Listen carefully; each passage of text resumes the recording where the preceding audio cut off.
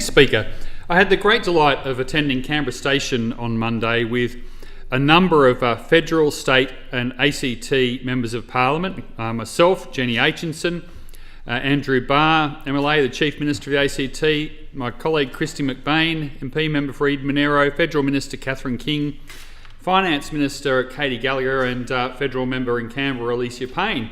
And the great occasion that we were there for was that of an announcement of a $100 million upgrade to the Canberra to Goulburn section of the railway line. $50 million coming from the federal government in Tuesday's budget, $25 million each from the New South Wales government and the ACT's government. Now that's important because people in our region love the train, but it's bloody slow. It's 4 hours and 15 minutes from Canberra to Sydney at the moment, and it's comfortable. People enjoy it.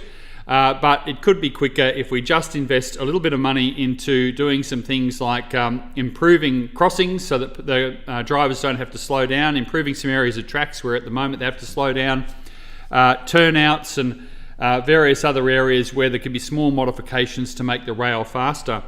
So it's a very important first step in trying to reduce the journey times for people taking the train from Queanbeyan to Sydney and back. Now, why is the train important? We, of course, have airlines, we have vehicles, we have bus services. Well, the train's important because, firstly, it's a much nicer way to travel than some of those other options. It's roomy, it's got food on board, it's got toilets. But also, if you're a pensioner or a seniors card holder, it has an incredibly generous discount available. And it is the way that many of the pensioners in Monaro actually access services in Sydney. They get to it with either if they live in Queanbeyan or Bungendore getting onto the train, or they can get the TrainLink buses that link into the services from Cooma, Bombala and the region to actually access this service. So it's really important that we're able to do it, and I was really thrilled with Jenny Aitchison, our Minister for Roads and Regional Transport's commitment to this work. She has been a great advocate for this because it means that we are looking at least getting the travel time down under 4 hours. As part of this funding, there will also be some studies on what can happen next with a view to reducing the travel time further over coming years and probably many years. The next big thing that will happen is when we're able to replace the Explorer trains with the long-awaited regional trains which the previous government bought from Spain, but of course have been mired in debacle since then. This government has taken those out of the public-private partnership. It's taken them over so that the 11 sets of trains that are in Australia at the moment will finally, hopefully, get on the rails in service in around 2028. And at that stage, we'd certainly hope that we can see greater capacity on that line from Queanbeyan to Sydney, hopefully even some extra services, maybe even consideration of an express service, which would then ensure that people are getting a much better service from Queanbeyan. At the moment, we've got 3 services a day which go from Queanbeyan and or Canberra they go from, but Queanbeyan's the important stop, along with Bungendore, of course. Goulburn maybe as well.